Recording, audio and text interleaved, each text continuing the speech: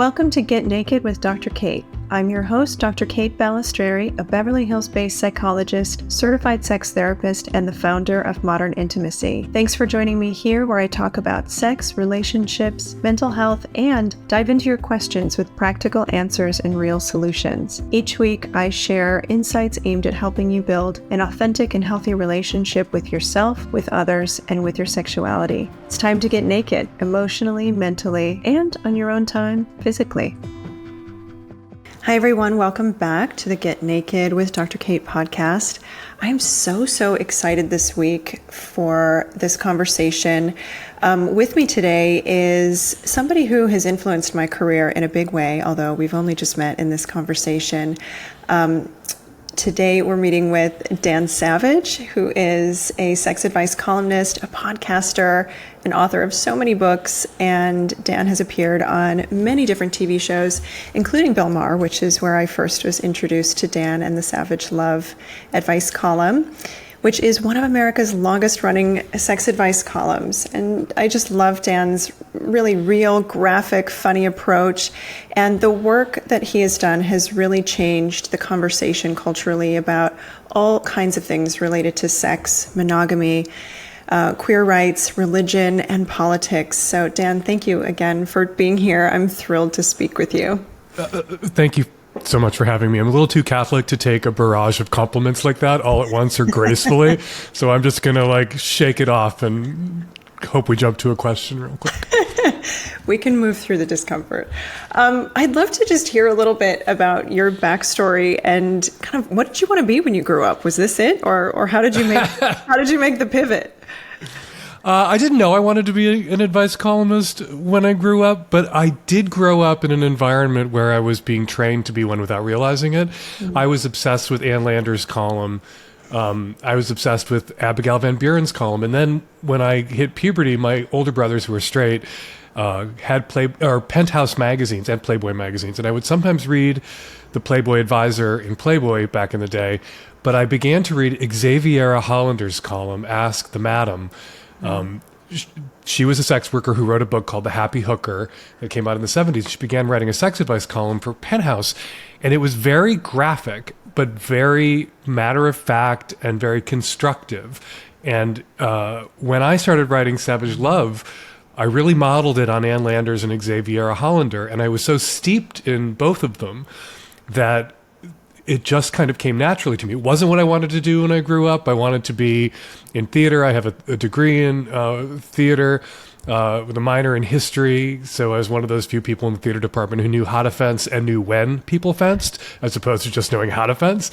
And I had a theater here in Seattle. I moved here after kicking around Europe for a few years and started a theater, and it was very successful. But then my writing career took off, and I was like, there's the theater where I'm doing well, we're making some money, we're paying our actors, or there's this writing career where I'm doing very well. And I reached a fork in the road, and I had to stop doing theater, which kind of broke my heart.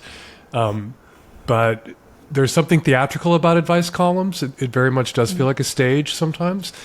And I just really love it, and been doing it for 33 years. How has it shaped who you've become as a human and your own relationship with sexuality? I've learned a lot writing this column. I think when you're straight, there are a lot of straight people out there who are really curious about sex and sexuality and relationships, but gay people are forced to be curious about those things because they really shape who we are, and they're what make us estrange us often from our families, from the faith traditions in which we might have been raised. And we have to ask ourselves, why us? Why me? What's going on here? And you have to run down answers for those questions to even be comfortable enough to come out as gay. Because when you come out as gay, and I am rare for gay men of my generation in that I came out as a teenager, when you come out as gay, you're going to get a lot of questions that you're going to have to answer from family and friends. And you often have to answer those questions before you feel like you have situational expertise, and you just get barraged with questions. You get interrogated. And so what have I learned? I learned a lot about, I didn't know about asexuality, didn't know what that was or how that worked. I learned that male bisexuals actually exist. There's a myth in gay male communities that male bisexuals are just gay men who are half out of the closet, which stems from like a lot of gay people do come out as bi before coming out as lesbian or gay. That doesn't mean everybody who comes out as bi is one of those gay or lesbian people. I can't remember the question now. What have I learned? I've learned so much, but what I brought to it was already this: straight people would turn to me for sex advice when I was 16, 17 years old and I had come out to a few friends. There is this intuitive understanding among straight people that gay people know more about sex because we've had to think about it in a way that straight people can, but can avoid thinking about it. Yeah. I love the way you said that. It's so true, right? There's so much privilege in growing up in a heteronormative culture that does create huge gaps in motivation to learn more. Is it privilege, though? Is it a privilege, though, to arrive at your adult sexuality without really having thought too much about it?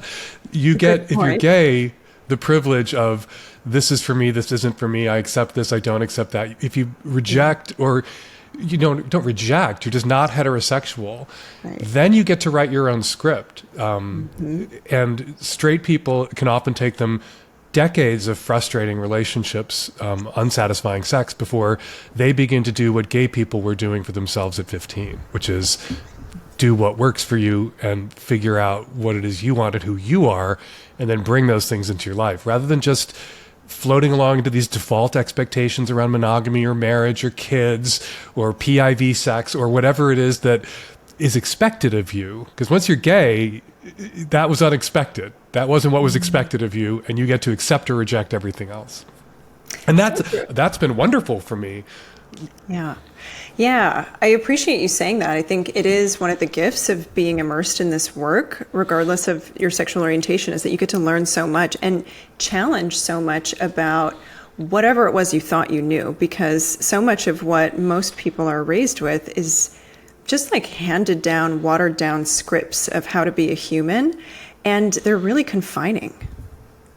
They are, and often, I attempted to be monogamous when I first came out. I was going to be a good gay, and not the kind of gay person that alarmed my parents or Ronald Reagan or Jerry Falwell. And it was, 5 years into trying and failing at monogamy, where I said, maybe it's not that I'm failing monogamy, but monogamy's failing me. And it just sort of turned it all on its head. Like, this isn't working to enhance or improve my relationships. This is actually the failed attempts are harming my relationships. And I had known gay couples then who were not monogamous, and they seemed like they had diffused a bomb that blows up a lot of other people's relationships. There's a great sex researcher, and I can't remember her name. I always have to look everything up, and I'm not going to make people wait while I look at it right now, who said that every monogamous relationship is a disaster waiting to happen. And that was certainly true of my monogamous relationships, because it's not that I couldn't do it, is that I needed to learn that I didn't have to do it and shouldn't try to do this thing that didn't make me happy, didn't make my partners happy. And yeah. What are some of the most humbling experiences that you unearthed in your path into what felt like a better fit?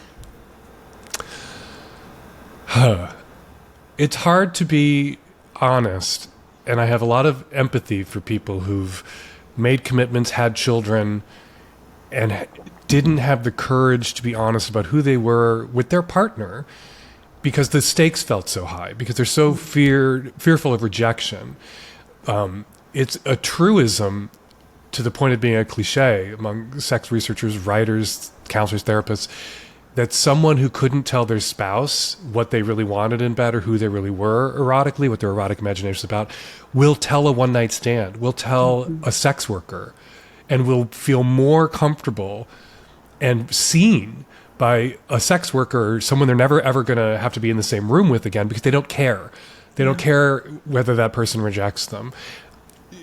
I ache for people who've backed themselves into situations where there are children, family, a history together, marriage, and they now feel like they have to tell the truth or they're going to implode because the stakes are so high. And if we can just get it into people's heads, the time for telling the truth and being really who you are is at the start, when the stakes are lower. And then if they don't want what you want, you don't want what they want, if they're too high a price of admission to pay to be in the relationship because needs are going to be unmet, emotional or sexual, then it's easier to extricate yourself from it. It means encouraging people to have a sort of a different relationship with the concept of rejection, that it's this thing to be feared and avoided at all costs. When early in relationships, it's a thing, you got to find that balance where you're not leaning into it because you're not then like destroying relationships, but you're welcoming it because it's clarifying. If you get to a point where it's clear that there's no compromise, accommodation, there's no like working through this, and you get to that rejection point, you're free to go find somebody who's more compatible. You're free to go find somebody who, when you do the Venn diagram of emotional, sexual, whether you want kids or not, religion or not, where you want to live, it's a more of a circle and less of Mickey Mouse ears. And a lot of people, for fear of rejection, stay in Venn diagram relationships that look like Mickey Mouse ears. And you can do that for 5 years, 10 years, long enough to scramble your DNA together and maybe make a kid, but you can't do that for 50 years.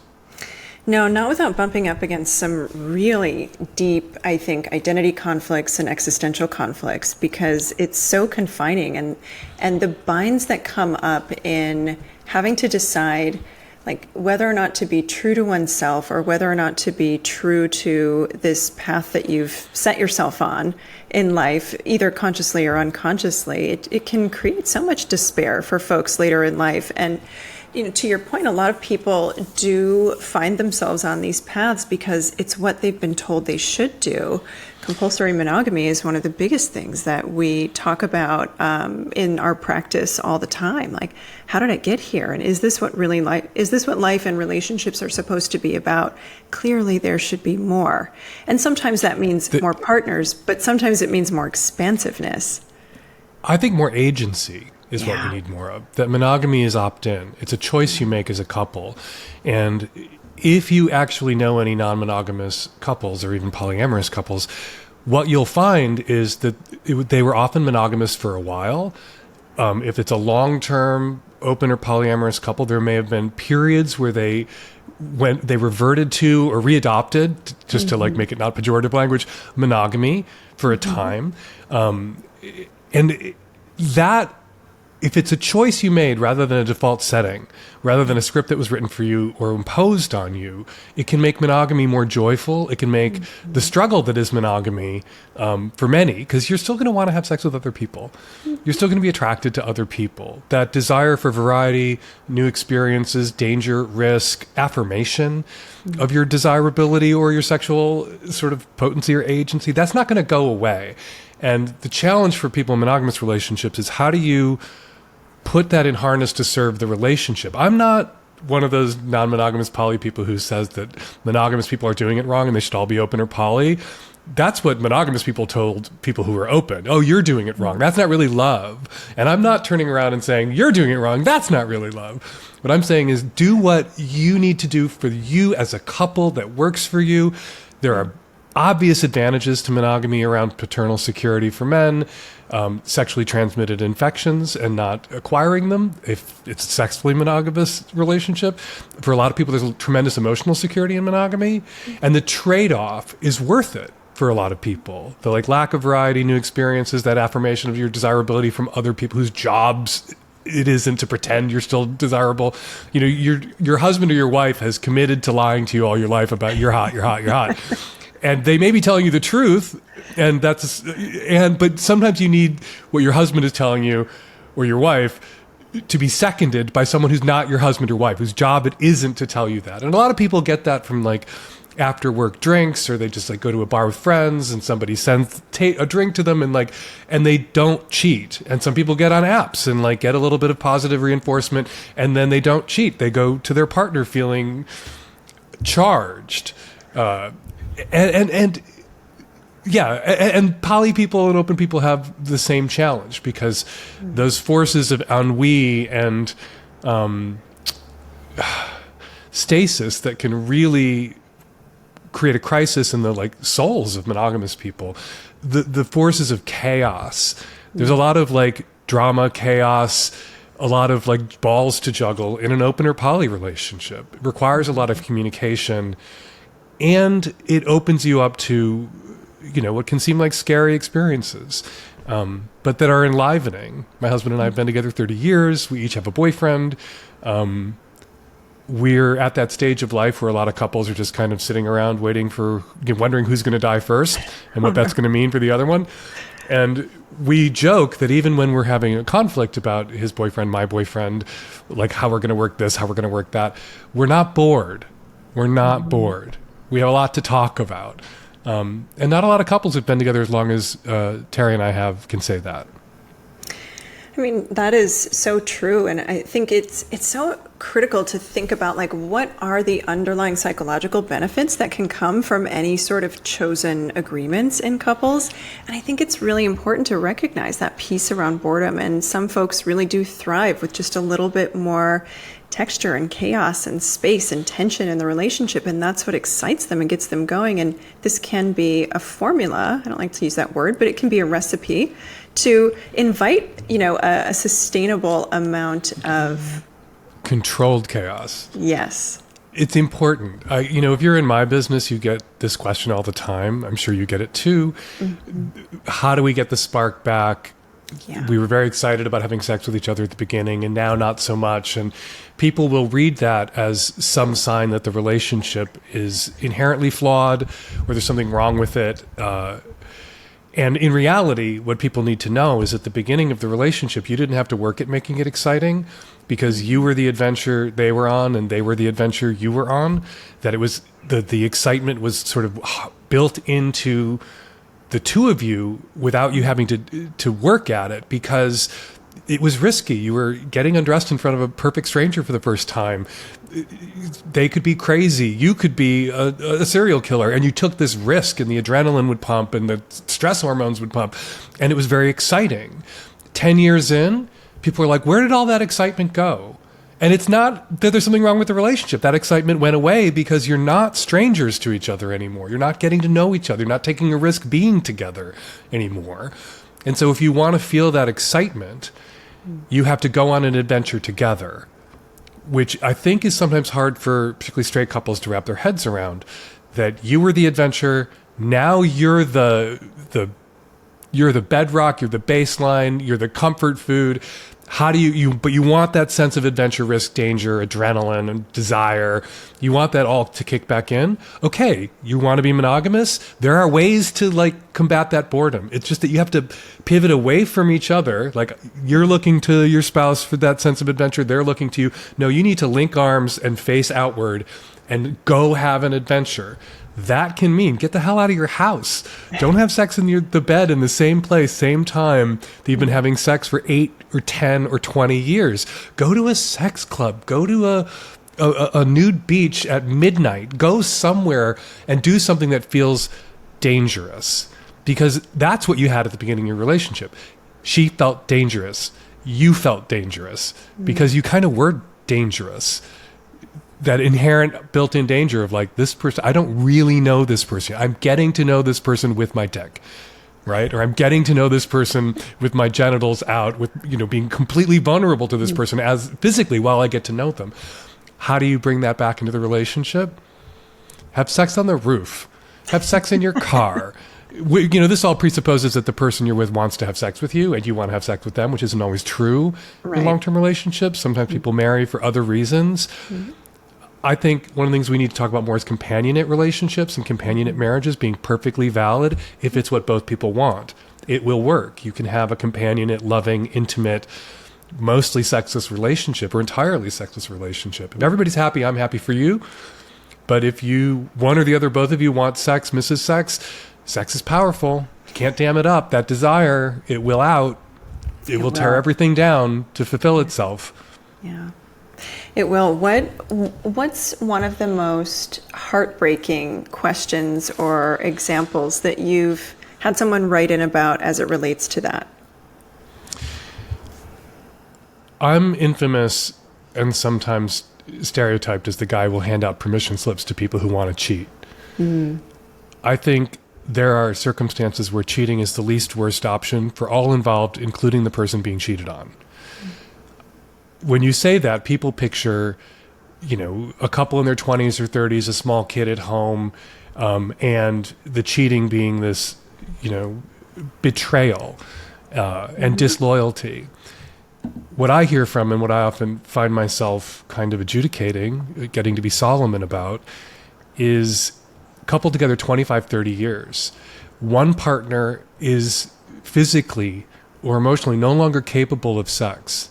The other partner is, has waited 10 years, 15 years, has been cut off for 15 years, isn't an asshole, isn't, abusive, has done the work, like, let's go to counseling, let's go to couples counseling, tried and tried and tried. And the desire for sex on the part of that partner has been a source of conflict in the relationship and disappointment and a burden to the partner who doesn't want to have sex because they feel like they're failing and they feel like, and these people write to me and I'm like, all I say is do what you need to do to stay married and stay sane. Sometimes the partner who isn't interested in sex anymore is physically, is chronically ill. And the right thing to do, what I'm told is the right thing to do, is say to the partner who's become a caretaker over the 20, 30-year life of that relationship, the right thing for you to do is divorce. The right thing for you to do before you have sex with anybody else is to abandon your chronically ill partner and go date someone else once you're single. The wrong thing to do is to discreetly and considerately get your needs met for some sort of sexual release or outlet in such a way that doesn't terrorize your partner who's so dependent on you and so vulnerable by making them feel like you're going to leave, and doesn't humiliate them. You're not having sex with the neighbors. You're not having sex with a sibling of theirs. You are very considerate about when and where and how, because you do still love this person and you don't want to cause this person more hurt than circumstances have already caused them. I think that's the more loving thing to do. I think cheating under those circumstances is absolutely the right thing to do. You can show your loyalty to someone with something other than your genitals. I really appreciate the way you're framing that. It really does help to think about fidelity and loyalty in a dimensional way, because it is a really hard question for folks to wrap their minds around. How do I commit to somebody and show them that I love them and I'm devoted to them and to our relationship and to the family we've created if there are kids, while also, again, we said this at the start of the conversation, without sacrificing this part of myself that feels so undermet or underdeveloped or extinguished, and that can feel so deadening. And if you're holding on to this deadening piece, what are you actually bringing to this relationship that you're so devoted to? And I think that's a hard question for a lot of people to answer. And hearing from people the way I do, I hear from them anonymously. People send me emails and call, that often the person who then gives themselves permission to get sex outside the relationship, if there's no more sex inside the relationship, will, even if they don't act on it right away, that they've given themselves permission, if the right opportunity comes along, to seek release, that they're less resentful, that this thing that was a source of conflict and tension in the relationship, that made the relationship less joyful than it could have been, that stone in the shoe is removed. And even if they never act on it, just like to live in hope that it might happen under the right circumstances, can be a relief. And, but one of the things people need to get through their heads about monogamy, need to let go of what we've been told, which is it's literally the only thing that humans do, where perfect execution, flawless execution, perfect scores for 5 decades is the only metric for success. What we need to get into people's heads is you can be with somebody for 50 years, they cheated on you once or twice, they were good at monogamy. They weren't perfect at it, but nobody's perfect at fucking anything. But we tell people that if someone isn't perfect at monogamy, and you find out 50 years, you find out after they're dead that 20 years into the relationship and 20 years before they died, they had a brief affair that made them feel alive. And what you're supposed to think at that moment is, he never loved me. It was all a lie. That is what a lot of people think. Absolutely. Rather than telling yourself he was human or she was human, and 40 years except for that weekend of flawlessly executed monogamous behavior, pretty great at monogamy, that person was. And they must have really loved me because they stayed. You know, we have no fault divorce now. People are free to go. And sometimes people stay because they love you, despite other opportunities, other partners they could have been with. And people will not take that yes for an answer. I've heard from people who found evidence of an affair a decade after a spouse's death, or were told about it by some fucking asshole because you needed to know, you should know this. Why? I get that all the time. Kids find out one of their parents had an affair and they think they need to tell the other parent. It's like, no, you don't. You don't need to tell your other parent that. Why shatter your mom's idea or your dad's idea about what this relationship was and what it meant? Why take that from them? Like, shut the fuck up. And this is all, I want to really quickly clarify. I am not smiling on serial adulterers. I am not saying, you know, if your husband slept with your sister on your wedding night, that is not something you can forgive or get past or should be expected to. Years into a relationship, when sex was less important, when the commitment was so solid that monogamy as a sort of performance of commitment was less critical, your partner had an erotic experience with somebody else, your partner met somebody on a business trip and rolled around a little bit, that you should be able to forgive and be forgiven for.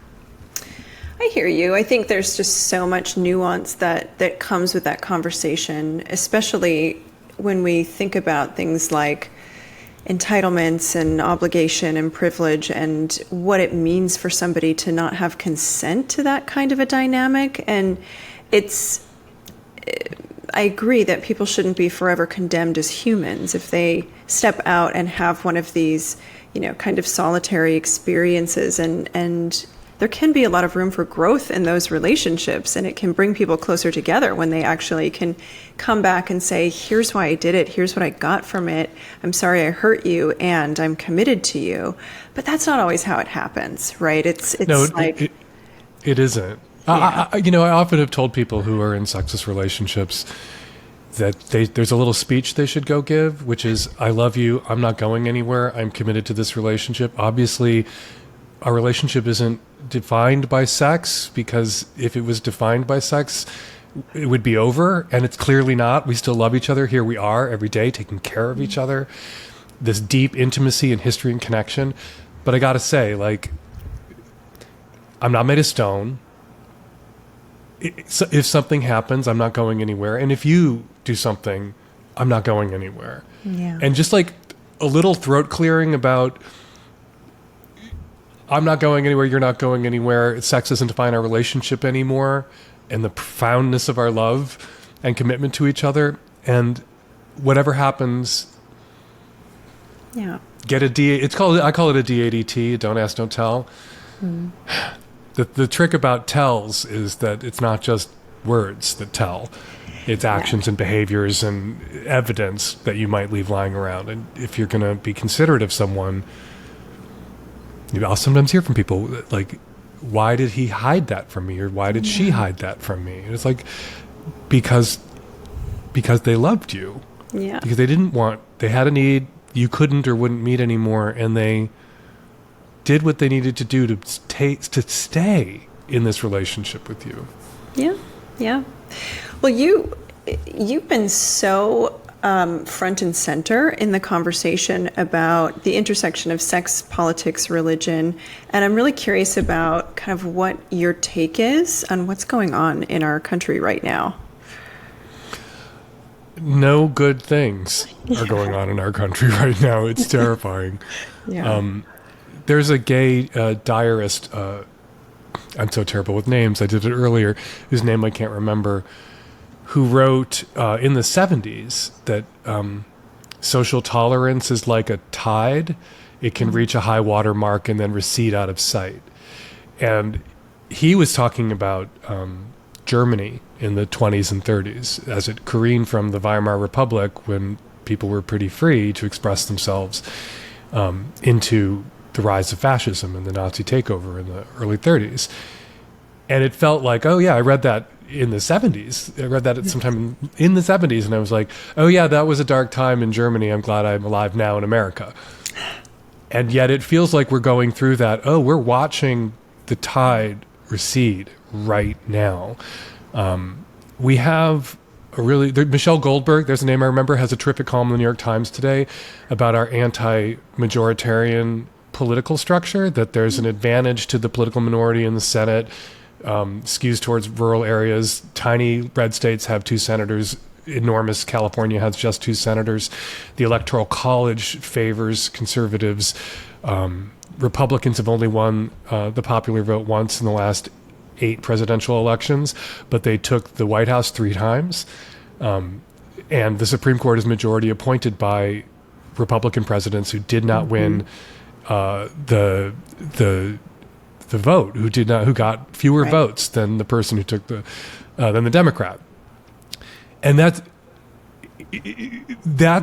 a cause for real despair, because minority points of view in this country are tremendously politically powerful, and it's not how it's supposed to work. It's why we don't have gun control. It's why Roe got repealed. And it's endangering queer people, people of color, other minorities, the rights of women who are actually the majority. We talk about women as if they're a minority when they're a majority. And it's scary. The right now knows they can't win national elections very easily, and their pivot wasn't to figure out how to make themselves more appealing to a majority of the electorate, but was to do what they can to end elections or rig them. And it's scary. We're literally like that writer who's writing about 20s, 30s Germany. That started with book bans and book burnings. And we are having an orgy of book bans and book burnings. The book burnings in Nazi Germany in the 20s targeted books about queer people and by queer people. The book bans right now are targeting, to a great extent, books about queer people and trans people. And it's terrifying. It's terrifying. We're living in a terrifying moment. Yeah. We'll see what happens. We'll see if our civic institutions and the judiciary is strong enough for this fever to break. But I've been waiting for the fever to break basically since Reagan. We've been watching since Nixon. The right crank up this mob that now the establishment Republicans, like the Bush family, like Mitch McConnell, who's getting booed and shouted down at events in Kentucky, they assembled this mob, which has now come for them. They created the golem that is the Republican base. And, the first people that golem, that monster, Frankenstein's monster, came for were Republicans, rhinos, that they called them. And now it's coming for the rest of us. And we'll see. We'll see. I mean, it's on any given day, I feel sort of hopeful, and then other days it feels so ominous and overwhelming. And what I'm hearing a lot in practice is folks are really struggling to stay connected to their sexuality in a way that feels safe and enlivened. And a lot of folks are questioning kind of how do I be me? How do I include and incorporate my sexuality into who I am with all of this fear that's going on and it's hard. I wonder what you say to that. I came out in 1980, and the AIDS crisis kicked off a couple years later. And those were dark and terrifying times for gay men. And we fought back. We created queer gay community organizations to take care of ourselves, to spread the message about safe sex. And we created ACT UP to fight back politically. And they were... you had mainstream conservative writers suggesting that gay people be tattooed on the buttocks and quarantined. And it felt like all the gains of the 70s, of the nascent early gay liberation movement, were going to be wiped out. And we would have giant demonstrations. I got arrested at the U.S. Capitol, carried out of the U.S. Capitol, because we went into the U.S. Capitol to shut it down. A little like not January 6th. We didn't try to stop democracy, the democratic process. We were trying to get the notice of our democratic elected representatives to do something. It's a very different posture, right? But we would have these giant parties. We'd have die-ins. We would literally, I'm going to cry. We marched past the White House and threw ashes over the White House fence of guys who had died who wanted their ashes dumped out at the White House. And then we would go to a party. Then we would have a celebration. Then we would make out on the dance floor. And that would confound our enemies. They would see us fighting them and organizing politically, and they would not see us curled up in the fetal position on the floor afterwards. They would not see us devastated, although we were devastated. It was a devastating time. Yeah. I had boyfriends and friends dying all around me. It was horrifying. Yeah. And yet, art, poetry, music, theater, porn, sex, desire, dancing was another form of resistance because it showed to us that we were still alive, and it showed to them that we were going to go on living. And, one of the things you can give the Republican Party and the right is your despair. One of the things you can give them is to let them get into your head and deprive you from living as who you are, which is what they want to do. They want to force everyone to live as who they think we should be. And they themselves are often not. How many times do we have to watch a right-wing Republican get outed as gay or having fucked a rent boy or having a mistress whose abortion they paid for? They don't want to live by the terms they want to impose on the rest of us either. And you know what? Joyfully having a one-night stand or a three-way or connecting with somebody on an app and getting together and feeling that life and joy and pleasure and projecting that out into the world is another form of political resistance to the right. And so if we were able to do that in 1988, 1989, and 1990, and 91, 92, 93, 94, 95, at the height of the dying, people are like, oh yeah, it was really bad in the 80s. And it's like, no, it was getting worse and worse until 96 when the drugs that were finally an effective treatment came out, which only happened because of ACT UP, because of us dumping ashes of our dead friends at the White House. If we could do that then, everybody can do that now. Yeah.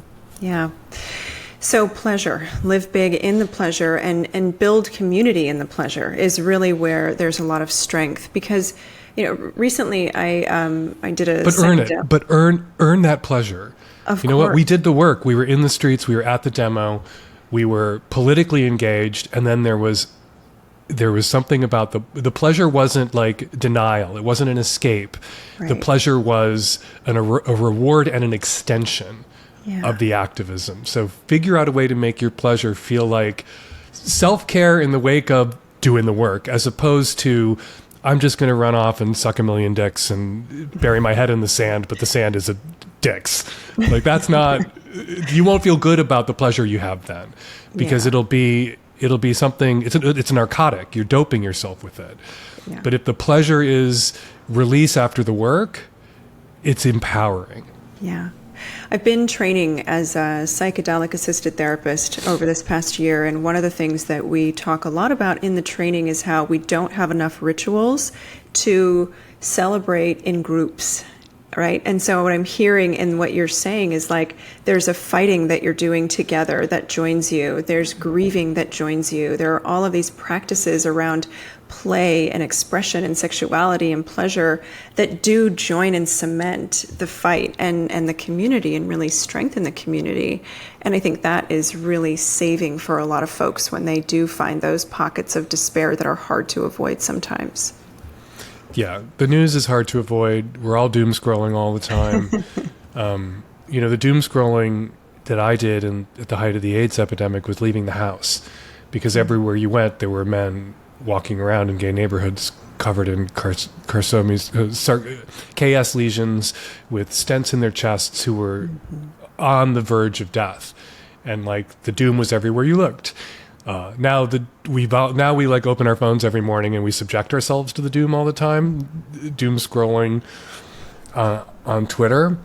But Yeah, we got to find community and we got to find connection. I just did an intro to my show where I praised Burning Man in the wake. A lot of people were feeling kind of schadenfreude about Right. Burning Man in the rain. I would never go to Burning Man. I know that I wouldn't enjoy it, but I'm really happy for all of my friends who find meaning and community and connection and purpose. My friends who are burners, who work all year on their costumes and their group tent things and the art displays that exist just to bring joy. And it gives them community. And I look at that and I don't think, oh, that's stupid because Burning Man's stupid and I would never go. I look at that and think, that's amazing. And I'm so glad you have that. And then how do I find that? Where do I find that? And where do people who Burning Man doesn't speak to find it? Now, some people find it at church where their worst impulses are marshaled. But one of the things the left needs to do better is create those structures where people connect, find meaning, find importance, important connections, not like self-importance, and come together around a shared purpose. And so if it's not Burning Man for you, what is it? There are, a lot of people look at certain sex communities. There was just a giant leather fetish BDSM kink party in Berlin called Folsom. And people like see the pictures and there's like a lot of guys out in jock straps and a lot of guys in like crazy fetish gear and guys who are like tied up in the streets, and people are like, this is what this is like, what is this? And this is disgusting and da, da, da. And they don't see that these people gathering every year at Folsom Berlin are friends, and that they feel this sense of connection around their kinks and fetishes that creates community for them. Yeah. What creates community for you? What brings you the kind of joy you see if you can look past the like crazy fetish attire, the joy you see on the faces of those men at that event? What does that for you? Yeah. Hopefully it's not oppressing other people. Hopefully it's not banning books in libraries. Hopefully it's something that is positive. Burning Man is positive. And I think Burning Man is very like Folsom in what it does for people. Well, this reminds me of one of your sayings that you've created, the karmic rule of kink, right? KROK. And let's break that down as a way to kind of tie it all together, because I love the way that you hone in on something that I think is a false protection for people. Yeah, people want someone who's normal. And whatever that means. You know what we know of human sexuality? Deviance is the norm. Mm-hmm. There was a study out of the UK to measure the prevalence of paraphilias. A paraphilia is a kink, a non-normative desire. And what they found was the overwhelming majority of everybody had at least one, which means kinks are not non-normative, they're normative. Exactly. So the weirder, the more sort of you something is sexually, the more normal you are, however out there it might feel, or however hard it might make your search for a partner. If you have a really out there, unique kink, finding people who share your sexual interests is going to take time. Where karmic rule of kink came from was getting a letter from a woman who dumped a guy because he told her he had a foot fetish. And this was like some months into the relationship, and maybe he should have disclosed sooner, but he was afraid of being rejected for it, as he was. And she literally wrote, like, I'm putting myself through college waiting tables. I would come home and he would massage my feet for an hour after a 10-hour shift. And it was great. And then I found out he was a foot fetishist, and it was not great because he was getting something out of it too. Then it was terrible. And I think there are kinks where people can be good, giving, and game and go there, where you can do that for a partner. And I told this woman, like, the karmic rule of kink, you dump the honest foot fetishist and you're going to wind up married to the dishonest necrophiliac. You're going to wind up married to somebody who didn't disclose their kink, and it's a lot more problematic. People, this is a difficult thing to say to women in particular, because women are told, socialized, to meet men's needs, to set their own aside, to be nurturing and giving and selfless in all areas of life, but also sex. So a lot of women wind up having sex that doesn't feel good for them, and leaves them feeling dehumanized or used. I'm not pro not feeling good, dehumanized, used, but part of the misinterpretation of that message is never do anything that you don't want to do. Well, there may be some things your partner wants to do that you can do that don't leave you feeling dehumanized. They're just not your thing, but you can be giving and indulgent, and like letting the kinky foot fetishist who loves you groove on your feet for a while every day, or maybe a little during sex, how can you not do that?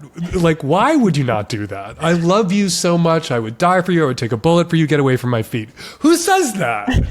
And anybody who says that is going to marry the dishonest necrophiliac. Totally. I mean, I think it comes down to fear, because there's so much shame around sexuality for a lot of people still, and they make up a lot of meaning about what attraction to different kinds of ideas or body parts means. And sometimes that meaning is just so... It's just such an erroneous construct, but it's carried so much weight in the lives of their psyches. And so when we're able to kind of disentangle and step back a little bit and be like, it's just a foot, right? It doesn't mean anything. It's not gross. I mean, it might be smelly from being in your shoe, but maybe that's what turns somebody on. And like, can that be okay? Yeah. Or can they maybe take a shower? Like, what? There's just so many different ways, I think, to get out of our own way and to start separating what is a legitimate fear, right? Like, will this hurt me? Or is it going to hurt the idea of who I think I am if I enjoy something? And that's a really, I think, important differentiation for people to get curious about.